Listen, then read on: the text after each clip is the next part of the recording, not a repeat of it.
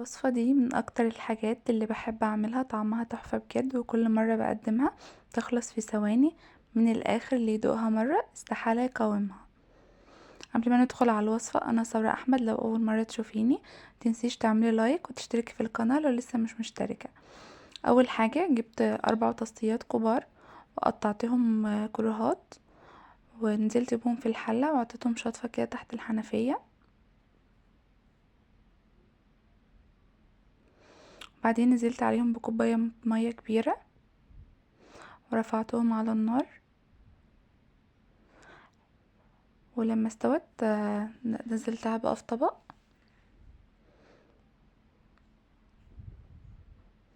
وقبل ما تبرد لازم نهرسها عشان تبقى سهلة معاكي وانت بتهرسيها.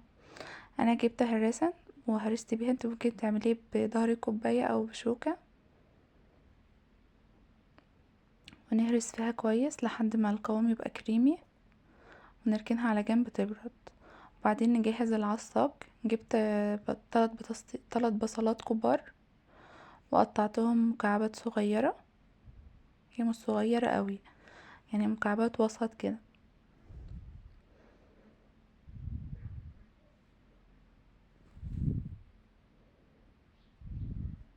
بعد كده جبت طماطميتين وسط وقطعتهم مكعبات برضو.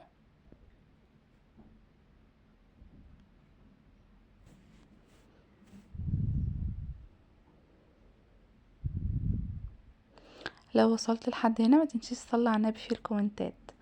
وبعد كده جبت طاسة ورفعتها على النار ونزلت عليها بمعلقتين كبار من الزيت، وانزل بالبصل ياخد تشويحة.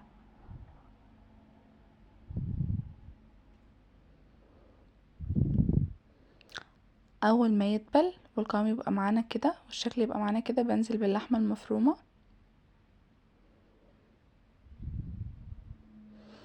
وانزل بالتوابل، فلفل اسود وبهارات وملح من كل حاجة، معلقة صغيرة.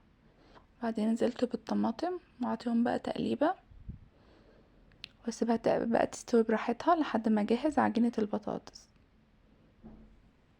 اول حاجة جبت 4 بيضات،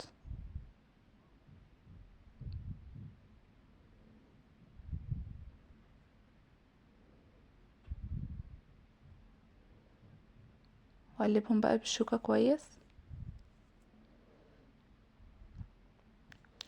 بعد كده بقى بنجيب البطاطس، نزلت عليها بمعلقتين كبار من النشا ومعلقة كبيرة من الدقيق، والبهارات بهارات بطاطس، فلفل اسود وبهارات وكاري وملح.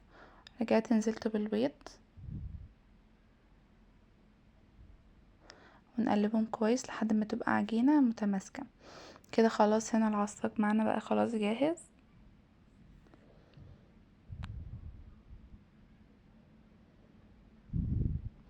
نرفعه بقى من على النار وننزل بقى بالطاسة وننزل بقى شوية زيت، ننزل بعجينة البطاطس اللي احنا جهزناها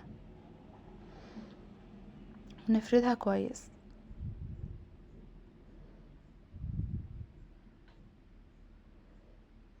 هي اول ما النار بتسخن عليها بتبدأ تتماسك وبتعرفي تشكلها كويس.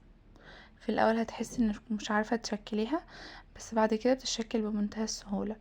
وحاولي ان انت تطلعي منها على الحروف بحيث لما نيجي نقلبها يبقى شكلها كويس وماسكة نفسها.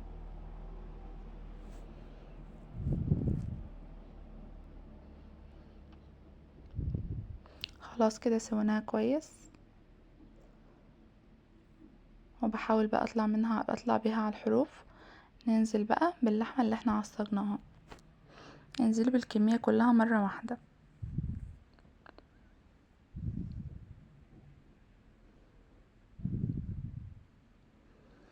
ونسويها كويس برضو.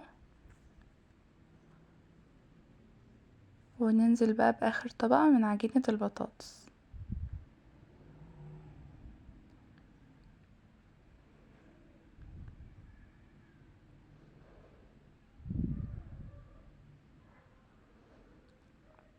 نفضل برضو بقى نسوي فيها، نسويها بقى مظبوط.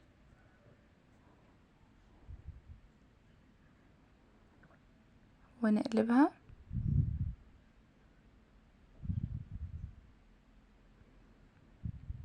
وقلبناها ونضغط عليها كده بس عشان تتساوى، وسبتها برضو 5 دقايق وقلبتها. جيت بقى اللحظة الحاسمة،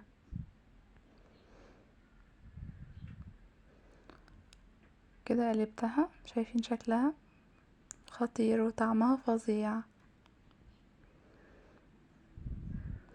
صحية وسهلة واقتصادية، وشكلها وطعمها خطير. يلا بقى لو عجبتك الوصفة متنسيش تعملي لايك وشير وتقولي رأيك تحت في الكومنتات. والسلام عليكم ورحمة الله وبركاته. سيبكم بقى مع الوصفة.